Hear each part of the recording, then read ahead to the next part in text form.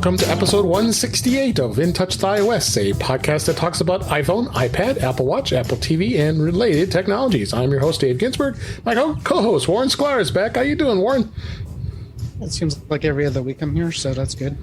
I'm doing good. Excited for tomorrow. We'll talk about that. We'll talk about that. It's been a decent Apple week for everybody. So I think we have a few things to talk about, but what better person to be here to talk about all the stuff that happened this past week with Apple is Mr. Jeff Gamet. Welcome back to the show, Jeff.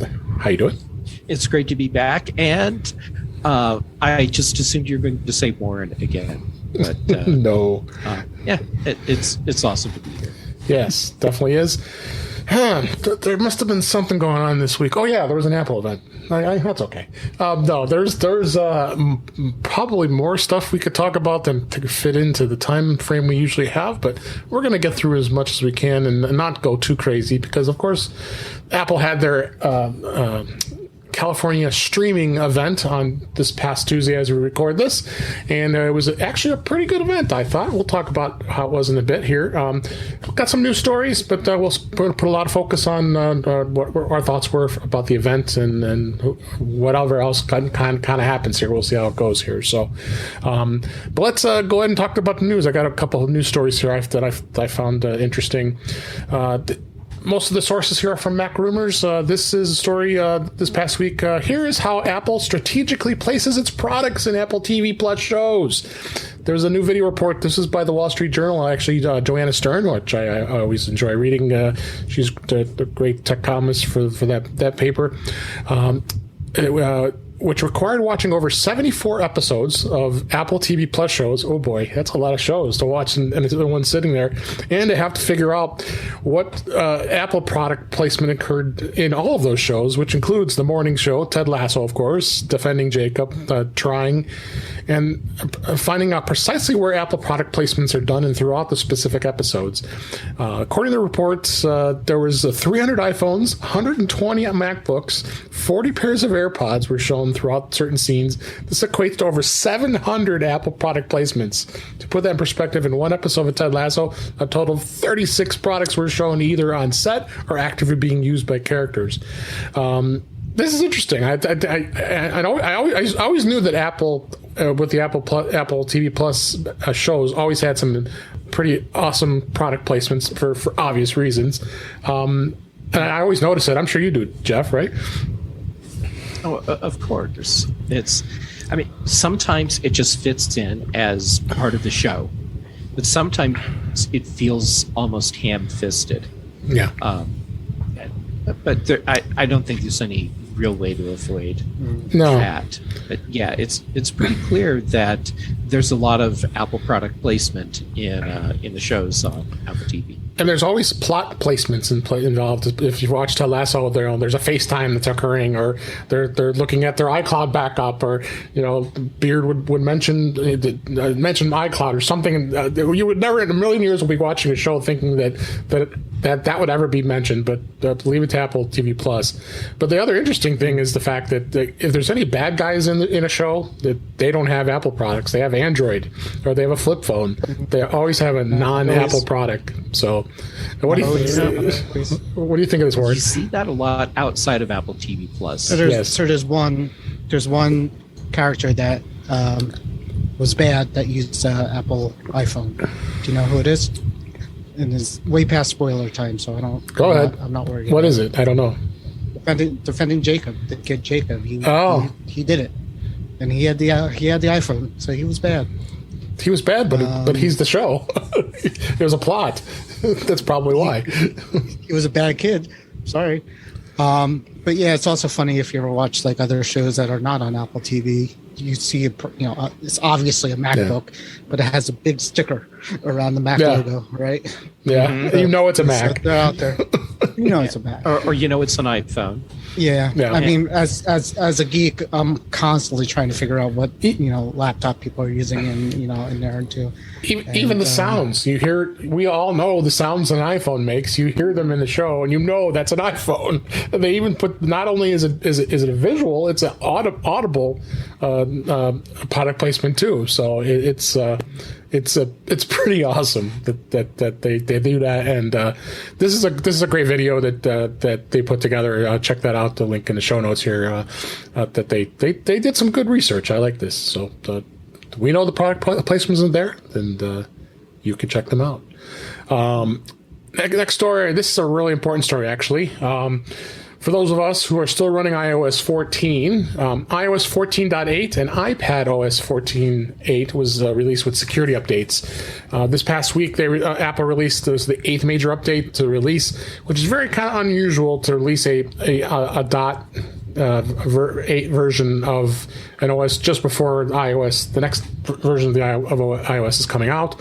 But this was a pretty serious update. This was there was a core graphics bug that could allow any maliciously crafted PDF to lead to arbitrary code execution in WebKit, kind of part of the Pegasus a variant that was going on around, but this made mainstream media. So if you haven't already, if you're still running iOS 14, I know at least two of us are, not anymore, but that you go out, update this right now. For 4 more days. Yeah, for 4 more days, I know, but still, there's a lot of people who are still going to probably still continue on with iOS 14. So I think the news story kind of over. It's always they do. When I know CNN is showing it, you know, it's oh my god. I mean, it wasn't just like the odds of it wasn't this the one where like Jeff, you ran the thing from iAmazing to see if you had it. This was the thing you were looking for. Yeah. And this was a thing that, like, 1% of nobody ever got. Yeah. So it made, nightly news. So now, like, even my wife is like, I think I'm supposed to update my phone. I'm like, yeah, well, you should do that normally, but I think it was overhyped. But this was, I think, this also involved iMessage, where anything could just be arbitrarily launched without you knowing. Too. Yeah. That's a 0-day attack. That's what they say. The 0-day, right? 0 click is a 0-day, 0 click, something zero like click that. 0-day. Means you don't have to, zero. Basically, it means you don't have to do anything to have it happen. So it's bad, but updates are always good. I like updates. We all like updates. I think all never three of us anybody not to do their updates. Are always updating. Any thoughts, Jeff? This was a very high-profile security flaw, and not because it was going to, or actually is impacting a very, very small percentage of people, but because of why it's impacting those people. I mean, this is something that governments have been using to target journalists and people that they see as dissidents and their political enemies. Right. So in that sense, giving it a lot of visibility is good because people need to know that stuff like this is happening. And so install the patch.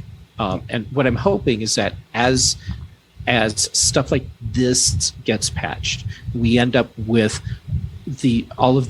more of these long-running security flaws that have been known about on multiple platforms. I'm not focusing on Apple here. Right. But all of these known security flaws that are being exploited and exploited in ways that are designed to invade people's privacy and to harm people that are trying to expose problems in their government. We need to fix these things. So for sure, let this be a catalyst to get more people aware of this problem. Absolutely. And this also includes watchOS 7.6.2. So you should, anytime there's any updates, especially for the watch, iPhone, or iPad, always should be updating it. There obviously is a reason when there's an incremental update for iOS, but go out. Except for tvOS, don't worry about that crap. Yeah, tvOS. You should. They're not hacking your TV. I don't think. No. But I hope not. I would hope not. But go out, run. Then I'll miss episodes of Lower Decks. That's right. Can't miss that. So run, go, do it. In fact, I put two links. There was actually, I put another article in there about the vulnerability we just talked about, besides what we just discussed in there as well. Next story, Apple's Shazam Control Center music recognition feature has hit over 1 billion songs identified. This was launched at iOS 14.2. Apple introduced a new Shazam music recognition toggle in Control Center, which you just had a simple way of just tapping a button and being able to have a quick, easy way to be able to identify what music was playing. The popular integration has been so popular, it's over 1 billion cumulative recognitions have been used by triggering it in there. And interesting to see some of the songs are in here. Things like Talking to the Moon by Bruno Mars and Astronaut in the Ocean, Masked Wolf, and some of these other songs I probably never heard of before. But it looks like Shazam has paid itself off with Apple's investment, don't you think, Jeff? Yes. The thing that I didn't see, and it might simply be because I've been so busy with all the other stuff that's been announced. This is total Shazam songs identified, not since Apple acquired Shazam. Right. Okay, just wanted to make sure I have that right. Well, I mean, okay, great. Apple is promoting how popular this is. Yeah. But a serious chunk of this happened outside of Apple's ownership. I don't think I've ever used it once, to be honest with you. That's like that's because you know every song. Yeah, you're a knowledgeable songwriter. I know my songs, but I mean, just opportunities. I mean, I'm not in a lot of places where I hear a song and I need to identify it, I guess. Yeah. I mean, Shazam was like one of the first apps I ever downloaded, I think, when I first got my iPhone. It was like the neatest thing in the world when you, oh my God, I can have someone listen to a song and I can figure out what it is. I like the game show with Jamie, what's his name? Jamie Foxx. Jamie Foxx. But does Apple own that show now? I'm sure they have, they had to pay rights to use it, I'm sure. Yeah, I guess so. Whoever produces it. That should be on Apple TV. They should name it Apple Shazam or whatever. That's right. And then last story. We keep talking about this, but now they finally have made the firmware available to all users. Apple makes the latest AirTags firmware available to all users. Apple this week continue distributing new firmware to the AirTags, what was first rolled out in August. And there have been some minor releases and build numbers, and behind the scenes, those tweaks are metered to the number of people who were seeing the AirTag update all at one time. And they go on and on about this firmware, but finally, I think Apple's allowed this firmware just to go out to everybody. Everybody has AirTags, just fix it. What's the deal? And of course, they still won't tell us what's going on, why they did it. Are you surprised, Jeff? I mean, it's shocked. He's shocked. I can see the look of shock on his face. You can see my shocked look. Okay, this bugs me. Why won't Apple tell us what they're fixing? Yeah, it's they have this attitude towards updates where it's more like, don't you worry your pretty little head about this. That's right. And instead, what they should be saying is what they fixed. The firmware updates finally hit my AirTags today. Did it? Okay. I haven't even looked. Again, I haven't had time to look at some of that stuff. So, yeah, I looked only because I had heard that they were pushing it out to everyone finally, and why not give us the way to manually force a firmware update? Exactly. Can't do it. Same with the AirPods. Exactly. I got a cute AirTag story though. I came home from work and my wife and my son. Better than the dog chewing. I think I actually got a hold of Apple and they said they didn't charge me, so they didn't tell me, but I think they didn't charge. Anyways, no, this story is similar. I came home and my wife and my son were like, "We need you. We lost Charlie's collar, one of my dog's collar," and he's like, my son's like, "You have that thing on him, right?" So we played a little game of use the AirTags for real for the first time ever for a reason, and we found it. It was in the basement down here, so they were all looking in the yard, and it was actually the first time I actually found a actual use. That's what it was for. Which is what they're for. You're not supposed. The AirTags are the most boring Apple product out there because you never use them until you need it. Yeah, I have found that kids love them for games. Really? Like hide and seek. Yeah. But hide and seek would be like a cheat. You put one in your friend's back pocket and Oh, that's a clever idea. No, That is a clever idea, yeah. the hide and seek that I've ended up doing. So, big family, little kids involved, and they like to take the AirTag and go and hide it somewhere. Okay. And then the other kids that didn't hide it, now they have to use the iPhone and hunt around and find the AirTag, and then the next kid hides it, and it's just a hide and seek game. That's fun. Yeah, our game is to make the AirTags beep with the dogs around the dog's collar, and the dogs just go like this. Yeah. That's always fun too. So, all right, let's go ahead and move on to topics as we always talk about each week. Beta, what's going on beta this week? Well, iOS 15, of course, is going to be out because of the new iPhone, which we'll talk about in a moment here. So the release candidate has been released to developers. I don't know if it's been released to the public beta as of yet. I don't think so actually, as of we record this. But basically what this means is it's a release candidate, means it's a near finished product. And usually what I do, Warren, we know you always have beta on all your devices all the time. Never fails. I usually put it on. I have the release candidate on my iPhone, my iPad, and I have Watch OS 8 on my Apple Watch. So I'm ahead of time. I'm really brave. Yeah, it's a release candidate, so I was ready to do it. I gave in, so because I got to start used to it. I'll be honest with you. This is at least on the phone, it's one of the buggiest releases out there. So I hope they change it because I don't know, maybe it's really, because I thought you said you were okay with it. No, it's been great until the release candidate. Oh, for the most part, the release candidate. Really? Strangely enough, yeah. Oh yeah, like mail is doing stupid things where it doesn't show you mail unless you go out and back in, or sometimes things are crashing for no reason. So I will guarantee that this release candidate is not the final release. There's probably going to be mail problem that you're having. I'm having that on an iPad with the same release candidate. Okay. Yeah, so I just assumed, because of the limited time I've had to really play with it, I assumed I was actually having email server issues. Yeah, but apparently not. No. If you go into the mail, sometimes you'll see the mail. Sometimes I'll delete a message out, and then it's still there until I go back out and go back in. So it's doing lots of stuff. Yep. Okay. So there's that. My iPad Pro is, I don't use it as much, but that thing runs, I would have to say, twice as fast in the release candidate than it did in the last beta. It's screaming. It's really fast. I will back you up on that one too. And I'm running it on a 10-inch iPad Pro. So old enough that it's using the first gen Apple Pencil. Right, but it's still quick. Yeah. It feels like it got a nice processor upgrade. Yep. Good stuff.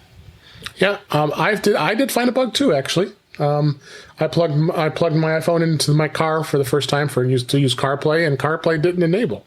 I'm like, okay, all right, this is interesting. So I was like, okay, what's going on? And I had to wait until I got pulled over, and you should not be fumbling around trying to figure out while you're driving. Go ahead. Did you get pulled over, or you pulled over? I pulled over. Okay, thank you. I pulled over. That was a bad choice of words there. Were you fumbling so much for the? I did not fumble. I did not work on it until after I got to a safe stopping point. But I ended up having to remove the profile from CarPlay, the car profile from CarPlay, and then adding it back, and then it finally worked again. My suggestion, and this is only what I do, and I do it on my Mac too, but when the final candidate comes out, I do an iCloud backup, I do a full wipe, and I do an iCloud restore on my iPad and my iPhone. Okay. And let it go. And I'll let it. The worst part about the whole process is my iCloud photo library takes about a day and a half to fully sync up. Mm-hmm. And but after that, it's pretty good. So okay. I plan to do that Monday. Is that when we're getting it? Monday. Is Monday the 20th?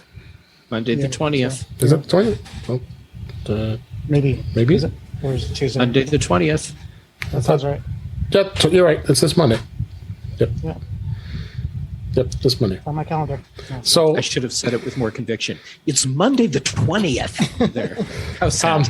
so yes, Look, it just came back in my email, and just one email right there, and from you. But then I go back, and they're all there. It's crazy. Oh, I've had that bug even in iOS 14. So yeah, I did. I had it in a few releases too, but not in 15. So yes, There was. I think iOS 13 was like terrible. Like, I don't think I got mail to work. It was so bad in one of the betas that I had to use another mail program for a while, and I forgot which one it was. Spark. So I downloaded Spark and I used that instead of the mail app. yeah, Spark's awesome. Yeah. And then you have WatchOS 8 that's going to be out as well, and tvOS 15. All release candidates have been released, and I like Warren said, I would not be at all surprised where Thursday as we record this, when maybe another release might come out, or even over the weekend.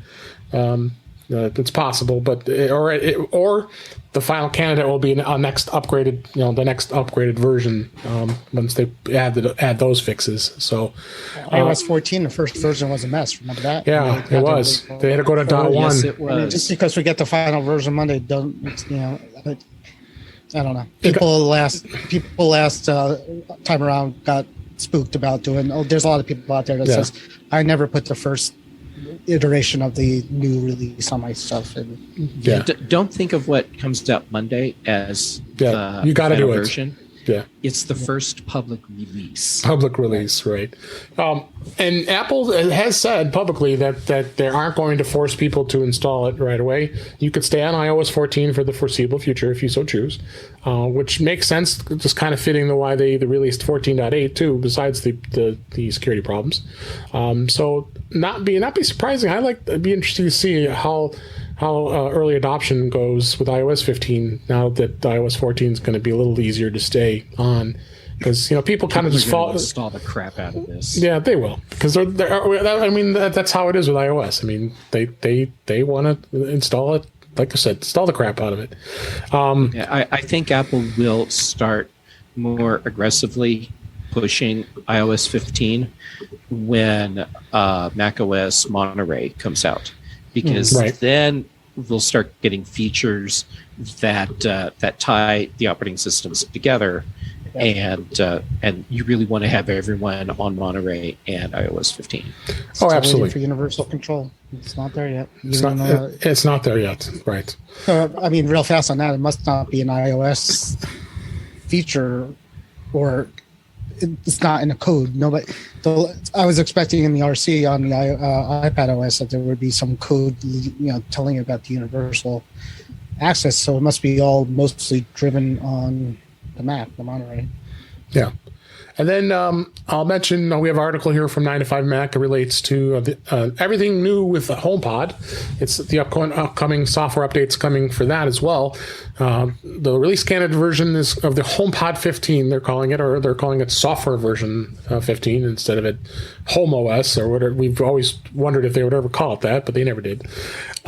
It's going to be available for both the HomePod and the HomePod Mini. And apart from bug fixes and stability improvements, there's going to be a bunch of stuff here.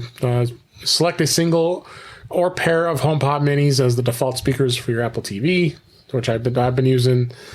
Media playback and controlling automatically appear in your iPhone's lock screen.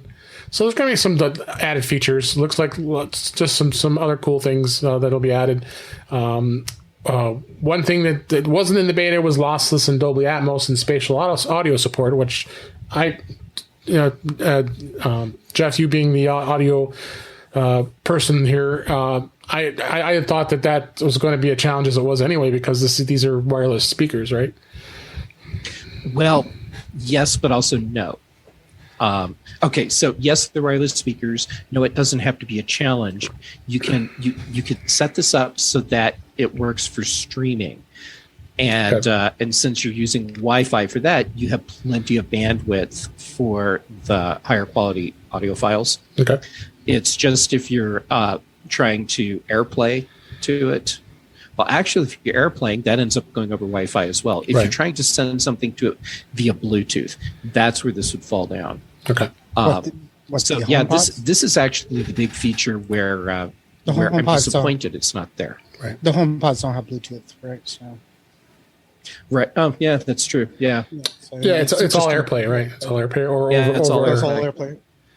Yeah. So so I mean, you should get it if you're streaming directly from the HomePod itself, right? But if you're AirPlaying it, that's also the question, is whether it could actually transmit that over to. Well, since it's Wi-Fi, the bandwidth is there, Right. so it's possible to do.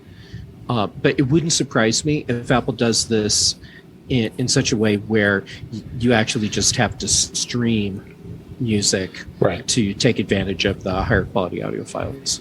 Absolutely. You got to wonder why they didn't make the AirPods Pro Max AirPlay compatible for this reason. Well, my guess is battery life. Could be. Yeah. So that's good information about the HomePod. So we got a lot of updates coming next week. We'll definitely give you our reviews of how the updates have gone, as well as we're going to move on now to talk about the California streaming event, Apple's event that occurred this past Tuesday. I honestly, I'd like to get your guys' opinions on how the actual event in itself. But before we dive into the actual products, I thought Apple did a just even more spectacular job with this event. I felt the production value was just top notch. I mean, I went back and watched it again, and just the audio quality is great, and then just the camera and the camera work and just everything overall. What do you think, Jeff? I thought this was something that was really good, huh? I was very pleased. I know that I have seen at least some people complaining on social media that it was a ho-hum event. Yeah. And I bet we'll have an opportunity to talk more about that before the night is done. But I thought it was a very well-produced, very polished, very professional event. Yeah. They kept everything moving along. And the one part that I saw people, at least some people, saying this is ridiculous, they should have just done this as a 30-second blurb, was the Fitness Plus. Fitness Plus, yes. And what they're forgetting is that these media events have a wide audience. True. And different parts of the presentation are targeted at a different part of that audience. And I think that the Fitness Plus was really targeted at journalists. Right. And sure. It was important to get the message to them that the whole Fitness Plus thing is this big integral part of Apple's health and fitness push, and how it ties in with Apple Watch and the whole commitment that Apple has there. And so they had to do a lot to show all of these things so that the appropriate people would see it when they needed to. Yeah. Did you like Warren? Yeah, I mean, production was great. I mean, there's no doubt that this whole show was about creativity. Apple is pushing direct. They want people to be directors, artists, creators. And they're making a presentation that's going to show off their ability to do that with their products. So as far as the presentation, it was great. There's something out there that I'll find and link to, but it's parody, and basically it's about. Did you see it with the forks out there? I didn't see it. No. Somebody made a parody if Apple made if the keynote was about forks, and there's like 6 forks, and it's like all Johnny I have like steel and the 3 more blades than last year kind of thing, and so I'll post that. It's funny, but it's basically just saying it's a lot of the same things that they do every year, basically, which is showing the product and just showing it dazzling around in space and all that good stuff. But it was entertaining. I didn't fall asleep that much. No, I didn't. I didn't fall asleep. I don't normally fall asleep during an Apple event, especially when I'm doing a podcast at the time. But I thought the event did very well. So, but let's kind of just go over. I mean, we'll just talk about the 4 or 5 things that were talked about during the event. They first talked about Apple TV Plus. I don't need to go through all the shows. There's all I put a list in the show notes here for that.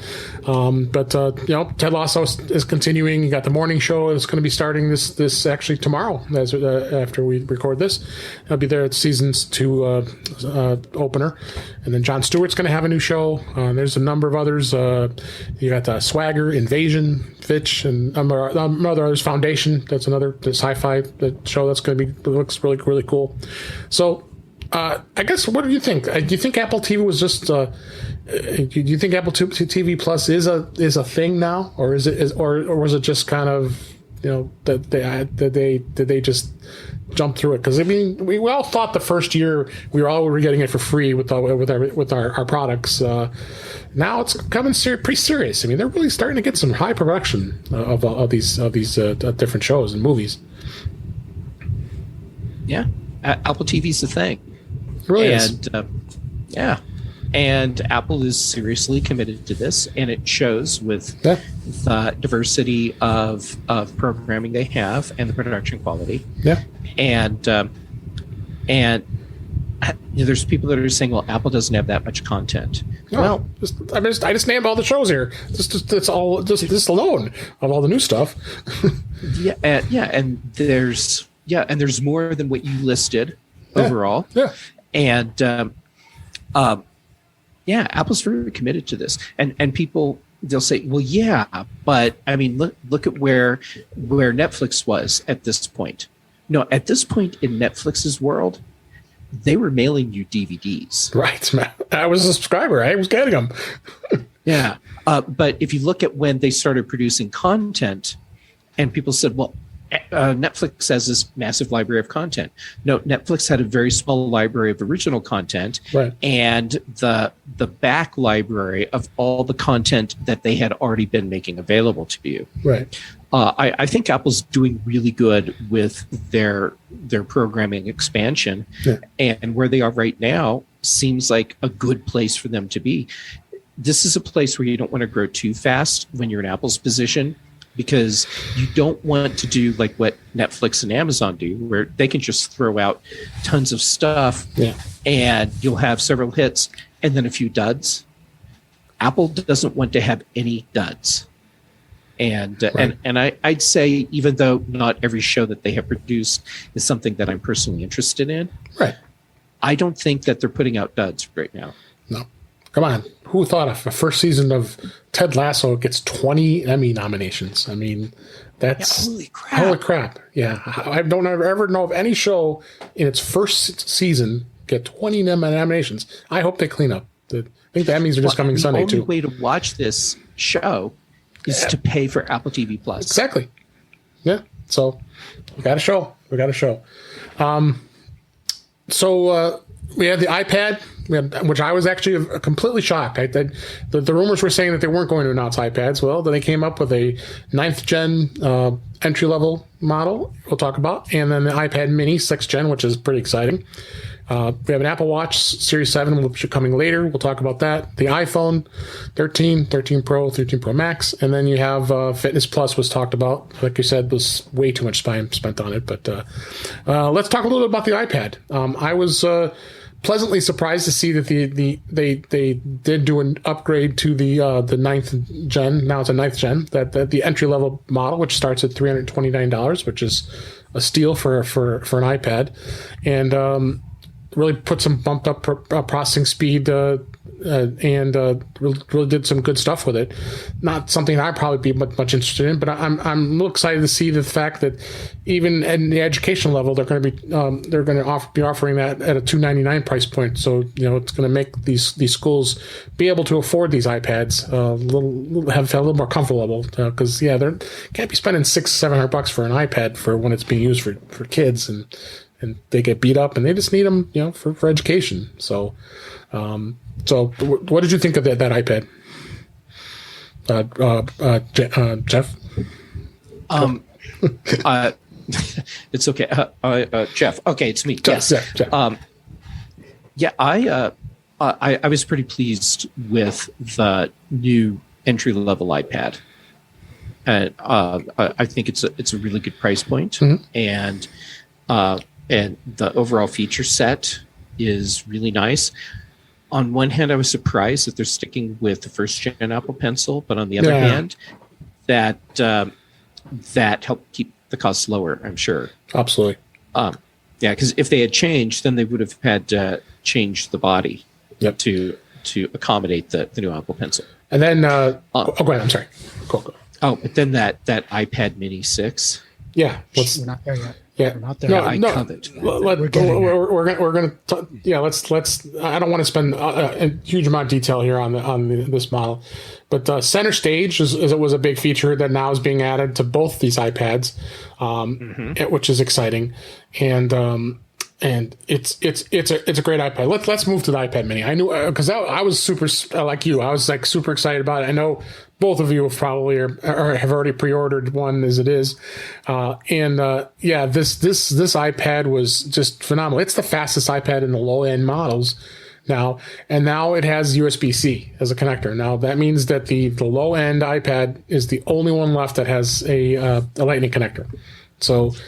And I wouldn't consider the iPad Mini 6 a low-end iPad. No, not I would at all. consider a small form factor powerhouse iPad. Oh, it's an iPad Air. The last, it's pretty much exactly the last iPad Air in smaller form. It really is what it is, which is good. It's actually a good thing. So no, it's phenomenal. Yeah, it's got the Touch ID in the power button, which is great. It's fine for me. I'm actually excited to play with that. The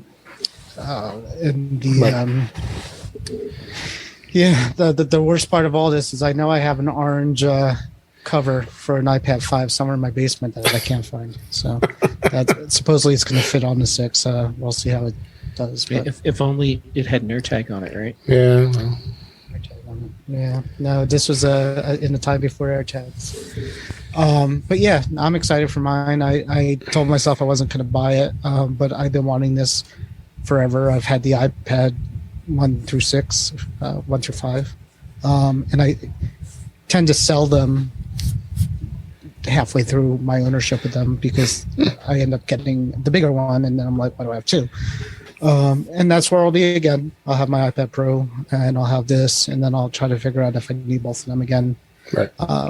But I think I'll find a use for it. I'm not sure what that's going to be yet. You say we got this powerhouse, but what are we going to do with it, right? And, right. In previous years with the Mini, it's been reading, watching movies, things like that. What are we going to do with the power? I guess is a question. So we'll see how it goes. But go ahead. What are you doing with it? For me, that power means I don't have to buy a new iPad Mini for a longer period of time. Right. Because there comes a point where, regardless of what you're doing with it, like if you're just doing email and messages and stuff, at some point the operating system starts slowing it down. Yeah. So you can go longer before that becomes an issue. If the iPad 5 had a full screen like the 6 did, I think it would have been just as good. I'm doing it for the screen. I'm not doing it for any other reason. Okay. Just having the full screen on it is my reason. I have an iPad Mini 4, which is nice. It's still a very nice iPad, and it needs a new battery at some point. Well, now. And I'll get a new battery put in it at some point. But having the new iPad Mini will fit in nicely with the rest of my iPad workflow because I'll actually be doing content creation on my 12.9-inch iPad Pro, and then I use the iPad Mini as a research tool, and I'm sending stuff over from the Mini to the Pro, and now I'll have a setup where I can just use the same Apple Pencil on both. I can use the same dongles on both because they have the same cable connector now. And it's ultimately what it's going to do is make my multi-iPad workflow smoother because the devices will be much more similar. Yeah. I wonder if you could can you sidecar to iPads? Has anybody tried to sidecar to them? Which just breaks my heart. Yeah. Because I would totally do that. I would totally do it too. Yeah, I have a theory about this. I do have a theory about the iPad Mini. I think at one point they had a conversation of whether they were going to make the iPadOS 15 more Mac-like, which people were complaining that it's not. That there's so much more power you could do with it, and they're not doing it. But I think they knew that they were going to release this iPad Mini, and I think they had plans for this. And the iPad Mini would not translate to a good desktop experience. It's too small to really deal with that. So you would have to almost break off another operating system for a small screen, because it doesn't translate well for a professional desktop type experience.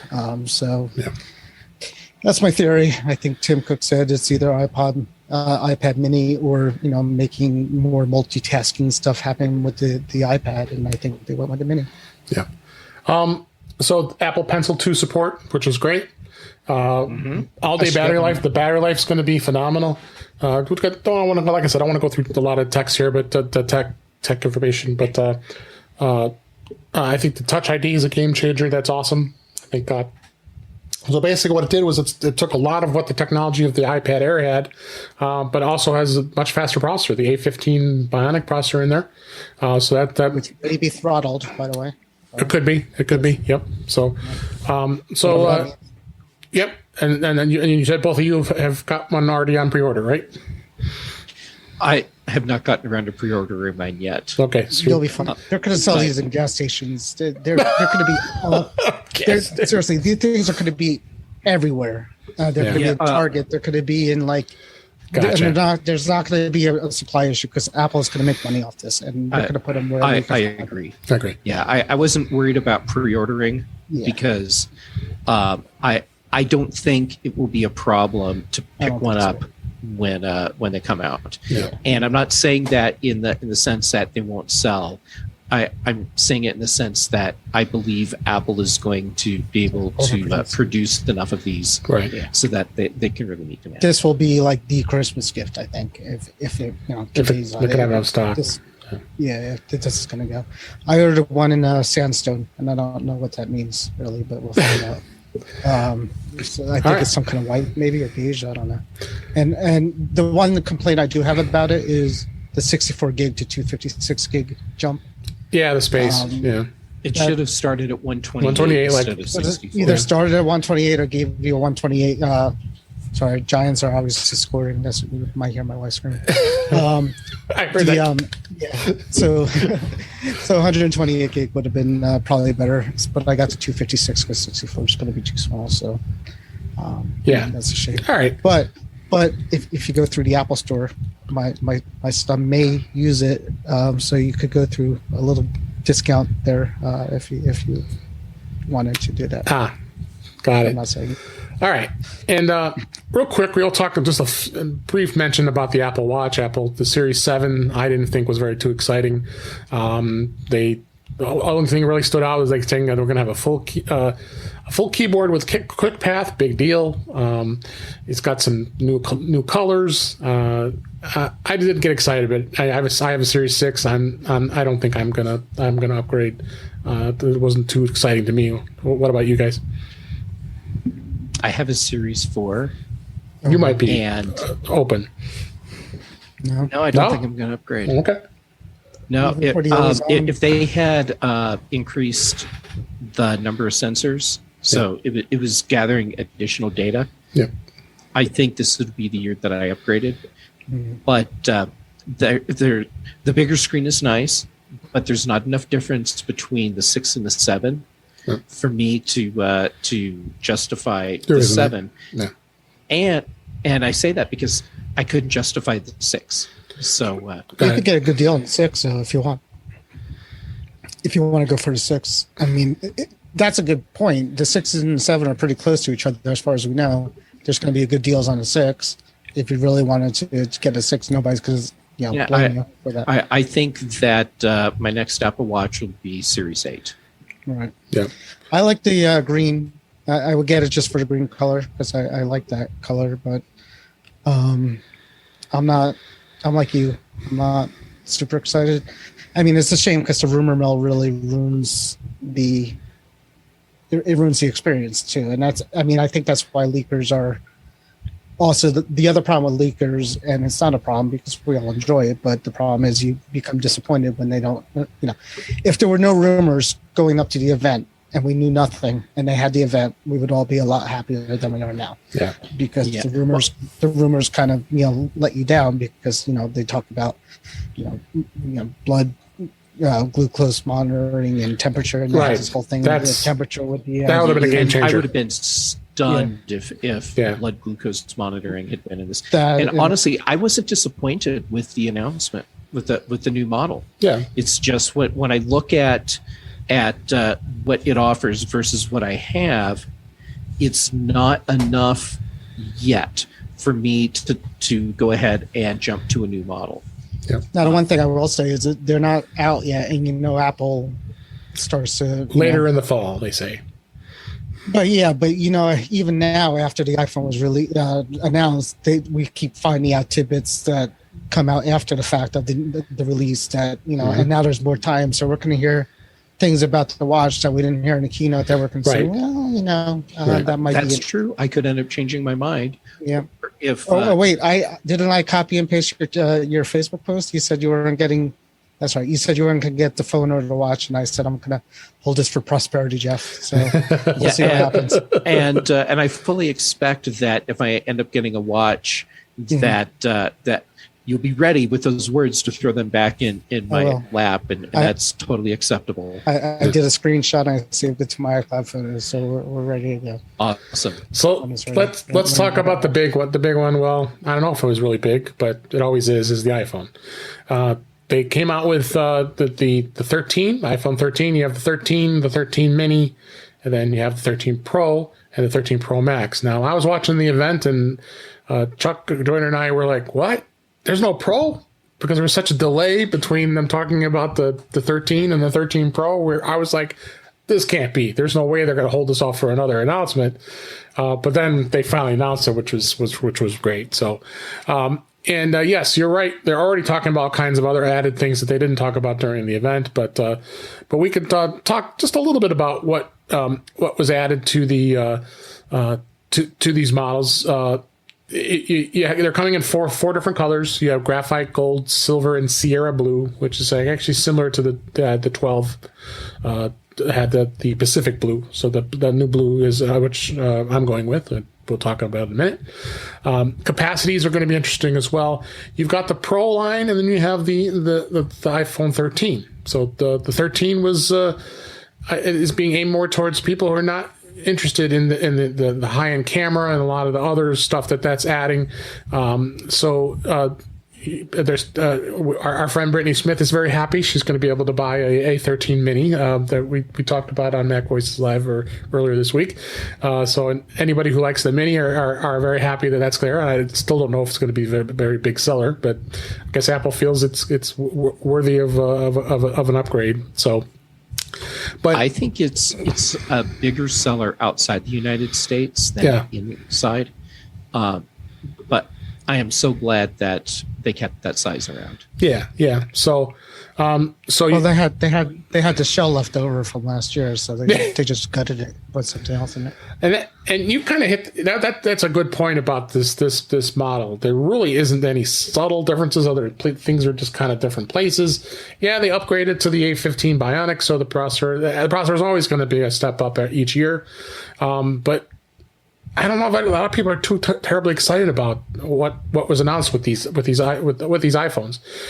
It really is, again, I think the iPhone ecosystem is in a place where there's so many of them out there that if people are on the iPhone 7 or the iPhone 8, they might consider upgrading at this point. But people that have like the 11 and the 12, they would probably think twice. Do they really want to go through this upgrade? But let me talk about the product a little more here. We'll get to that.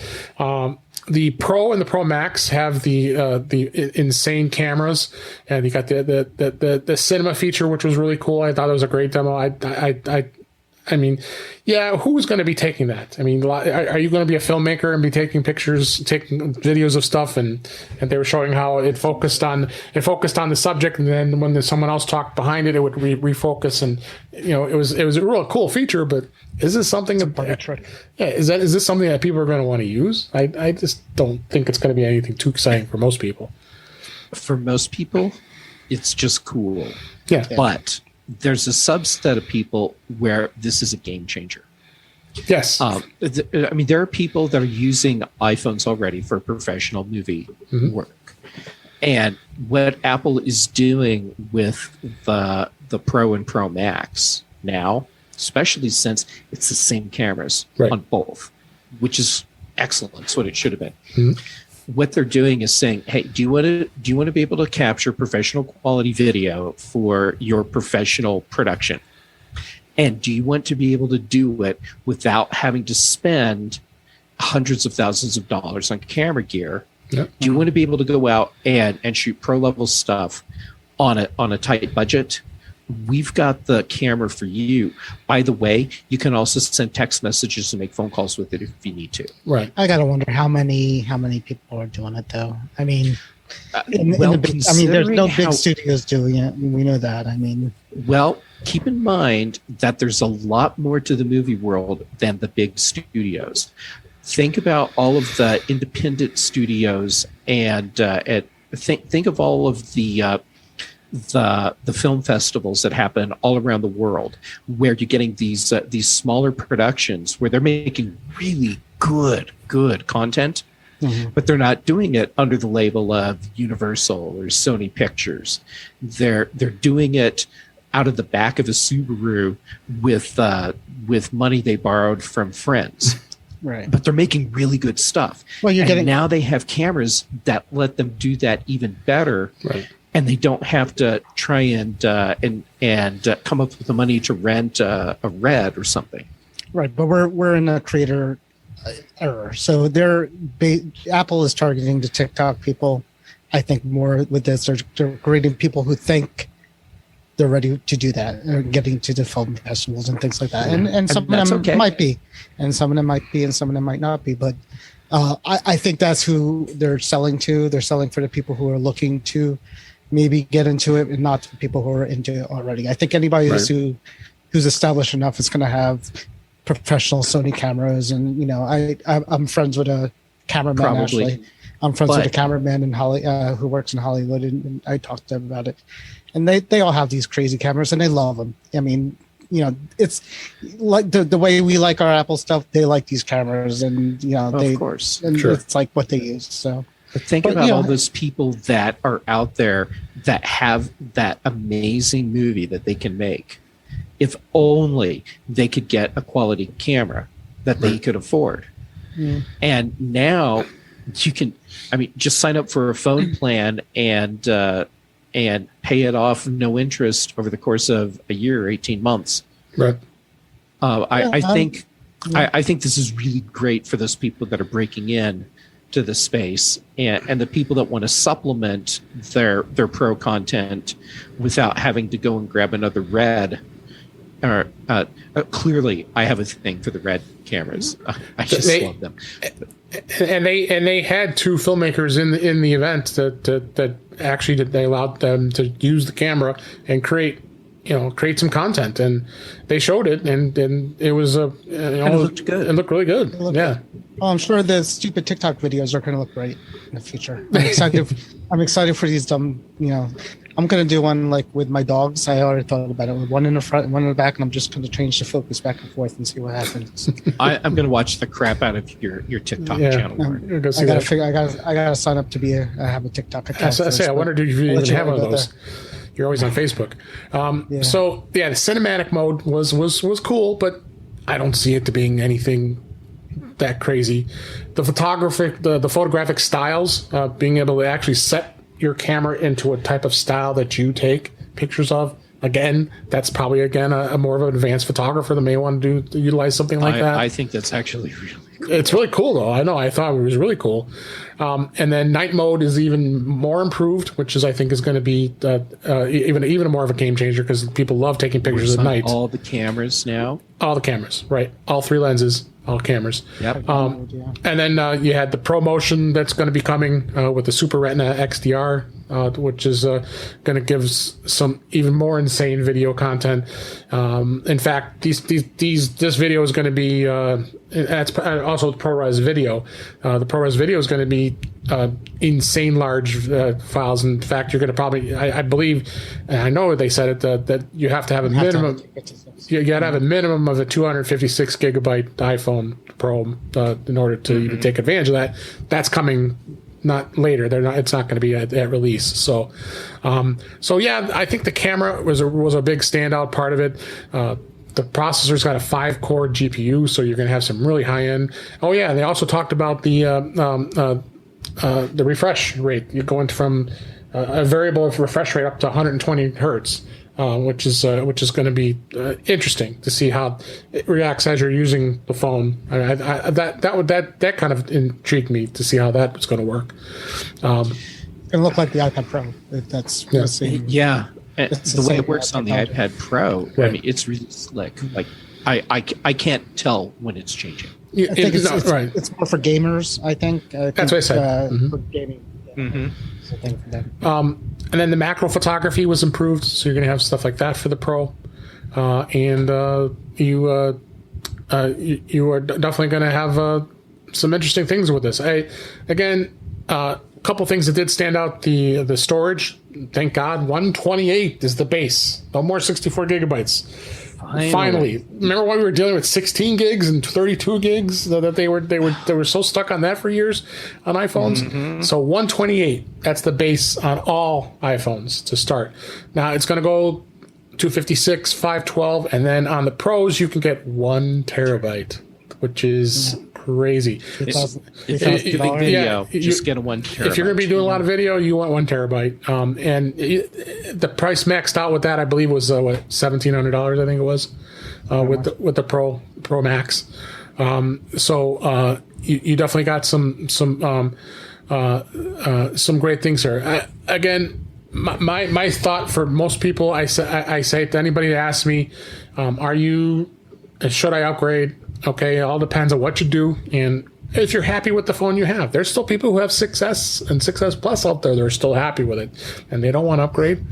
And that's a 5 or 6 year old phone, I believe, if I'm not mistaken. I don't associate with those people. Sorry. Yeah, well, and you are going to be able to update to iOS 15 on those models, but there's going to be limited to a lot of features that you won't have because of the slow processor. Also, not the right version of Bluetooth, and you don't have the U1 chip, but still, the fact that we can install iOS 15 on a 6-year-old phone and it'll run, that's amazing. Yeah, absolutely. And a couple other things of note. Again, I talked about the space. They did say the RAM is the same between the 12 and the 13. They really didn't change that, so that's telling you that it's the same. The notch. Everybody who has such a hang up with the notch. I mean, I don't want this phone. I got the notch. There's a notch here, and I've dealt with the notch for years. There's never been a problem with it, but I guess it is about 20% smaller. Would we prefer it? I mean, would we prefer it not being there? Yeah, of course. Yes, but it's not the end of the world. It's not as long, but it's a little bit taller. Yeah, so, I actually think it looks better on the 12. From the pictures, it looked kind of bulkier and boxier to me on the 13, but we'll see what it looks like. Yeah, the safe zone for developers doesn't change, so the net improvement is 0. Exactly. They still can't fit the battery percentage on it. I was going to mention that too. The battery percentage still can't fit on there because of the notch. The other thing was that there. Dual eSIM. All iPhone 13 models will now have dual eSIM. So you could have two. Like I've been doing it now. I have a physical SIM and an eSIM, because I couldn't do it on the 12. So I'd have two lines if I ever, whenever you need some you might want to do it for when you travel overseas.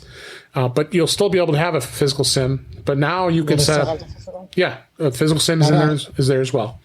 Yeah, I wasn't sure if they were keeping that as well. But, no. Yes. As far as my understanding was, they're going to do that. Have to keep the physical SIM. Yeah, they do. Not all carriers are equipped to support eSIM. What you can do with three possible? Okay. You could have, I guess you could conceivably have three phone lines in one phone. I don't know. Why would you need it? Is beyond me. From what I understand, you could not, if you wanted, not have a physical SIM. Oh yeah, you can do it now and just do an eSIM and nothing else. That's what I do now. You can do that on the 12 right now. Yeah. So you could do that too with the two. I mean, it's a lot of numbers for one phone, but and the carriers. I think it's more popular overseas. I think that's the thing. Right? Yeah, if you're traveling, it's nice. Like traveling internationally, it's nice to be able to either fire up an eSIM, or if you're running from eSIM all the time, just go and buy a physical SIM and pop that in the tray. My son's going to be landing in Ireland tomorrow, Saturday morning, and he's all stoked because his 12 has the eSIM, and he's not going to have to schlep to whatever local place to get a SIM card. He's just going to do something on his phone, and it's going to Yes, so Dave Hamilton always talks about the Gig Sky, which I tried too as well, which is basically a global eSIM that you can do. You could do that at first, and then go to whatever else. But it's going to be convenient for him. Nice. Yeah. So there are some subtle benefits that the iPhone's going to have. If you look at the iPhone product line now, they're discontinuing the XR, no surprise, and they're going to keep the I believe it was the 11 and the 12 in the line, and that's it. And then you have the SE. That's still going to be around, and they quietly did remove 256 gigabytes from the SE, so they're not selling the 256 model anymore. So this kind of tells me that which kind of hints maybe they might be coming out with a new SE next year, maybe, which is very possible. You can still buy an Apple Watch 3, by the way. And we didn't even talk about that. Crazy. Yeah, that which is crazy. That doesn't make any sense at all. Yeah, when they said that, the only sense it makes, Apple must have made just way too many of them at 1 year, and that's the only reason I could think they're still selling them. I think it's so cheap for them to make them. Yeah. And people are still buying them. So they're like, hey, as long as our production costs are this low, and people will still buy the product. I think they're still producing them. They're still producing them. Yeah. They're making. I think there's a warehouse somewhere. But they have to be. They have to be. It would be crazy not to be making them. So the iPhone line is going to be cool. So let's talk about who's upgrading. I mean, everybody knows I am, and everybody knows Warren is. I know Jeff says he's not, but I have the printout. You're on an iPhone 12 though, right? You have the iPhone 12. I have an iPhone 12. Okay, so here's my strategy, and it fell apart on me. My strategy was since I was still on an iPhone 10, and I had replaced the battery in it, and we were in the middle of a pandemic, so I wasn't having to go places or do as much. I figured, my phone isn't going to get that much use, so I'm going to ride this one out, and then when the iPhone 13 comes around, that's when I'll upgrade. Mm-hmm. And partway through the year, I realized, actually, I'm having to delete apps off my phone every day to install the apps that I want to use that day, and I can't take photos with it. I'm trying to shoot some video, and I can't do that. I can't use this phone anymore. Yeah. And so, that was a few months ago, and I was like, okay, That's it. I'll just get an iPhone 12 Pro and call it good. And so I have it, and perfectly good phone. I think you'll be happy with it. There's no reason. I'm really happy with it. I would love the cameras on the 13, but I bought this phone outright. And so I've got it, and hey, that means I have one less bill that I'm paying. Why not just keep using a phone that's working great? I wouldn't do it. I think I mean, unless my math is wrong, I'm getting the phone for free at this point because I have the 12 Pro Max 256. Apple, according to the site, Apple's giving me $790 for the phone, and T-Mobile's going to give me $500 in bill credit. And I know it's bill credit, but it's there, and I'm going to get it because I'm not switching. Like 24 months, I think. Yeah, but whatever. And you know what? They say that you have to be that in that, but my son did the same thing with his phone with his 12, and I paid it off early so he could go to Ireland with an unlocked phone, and they're still sending me the credit after that. So you could still pay it off and get that money back. So it's pretty good from what I'm understanding. So yeah, I mean that's awesome. But I can't find any reason to get rid of this phone. Who do you have for service? Well, there's just a new model. Who do you have for service? It's I have AT&T. They're doing the same thing. I think you should. I mean, it's almost free. Well, I mean, if you're okay with the bill credits coming back to you, and I could live with something that. to consider. Yeah, I know. It's and Warren, I fully understand. I just have to that convince at some you point into the watch you may too. be throwing that screenshot. No, back now I in just my got to get you face. into the watch as well, and then we're talking. I'm gonna throw it right back in. No, but look into it. All I'm saying is if I'm wrong and this is too good to be true, then I'm sorry, and my wife will kill it.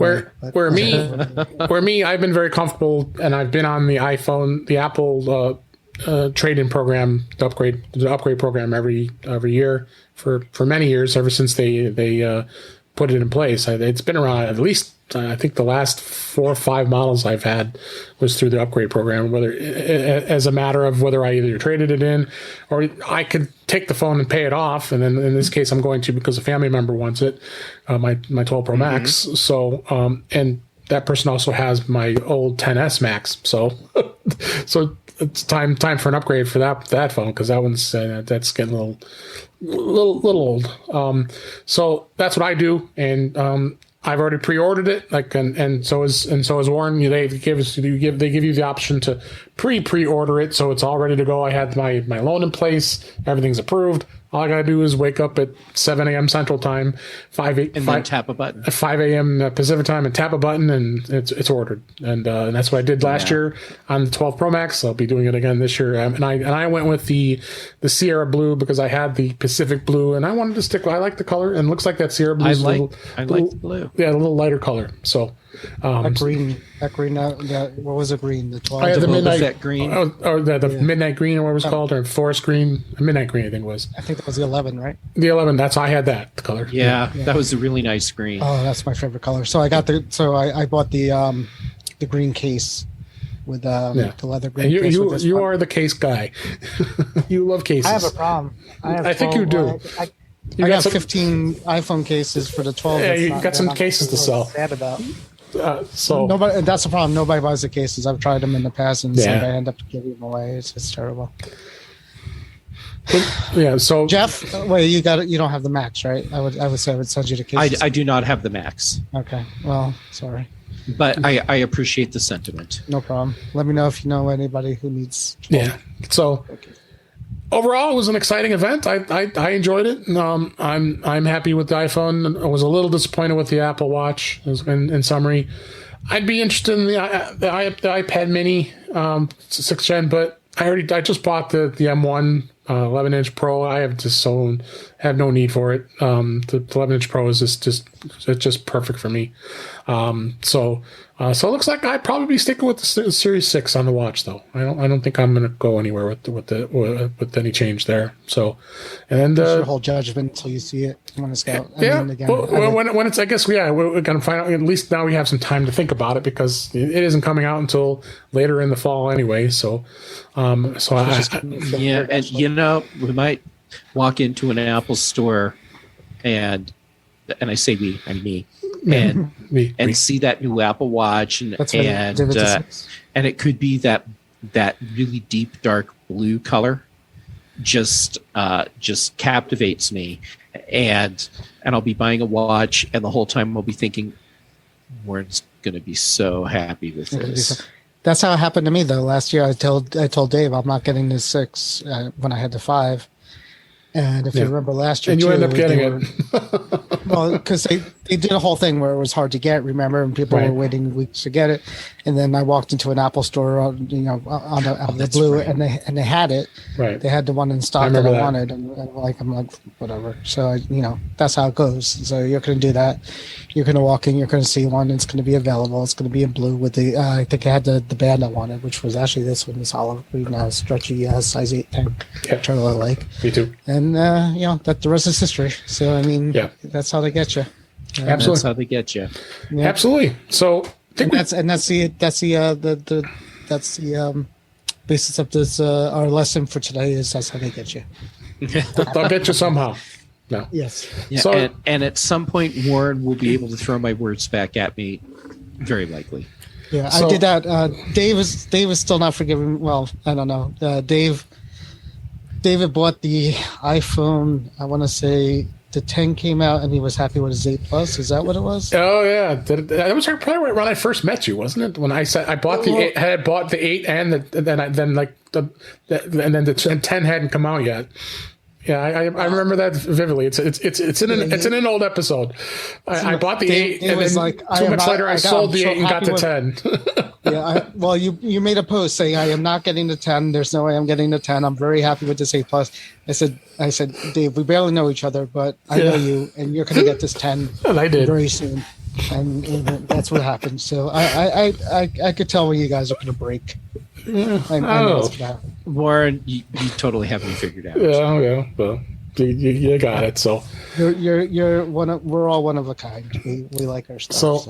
So that was the event. I hope we enjoyed what our review of everything that happened. We're ordering our phones tomorrow. They won't arrive until probably a week from that Friday, so we won't have them in our hot hands and be able to give you a review until a couple weeks from now.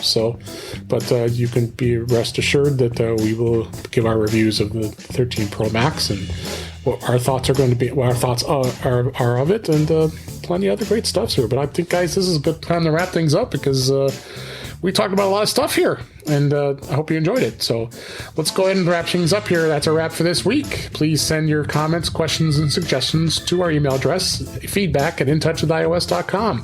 You can follow us on Twitter @intouchwithios. You can go to our YouTube page at youtube.com/DaveG65 as well. You can be watching us live as we record this. Usually it's on Thursday nights at 7 p.m. Central Time, and that's was that 5 p.m. Pacific Time.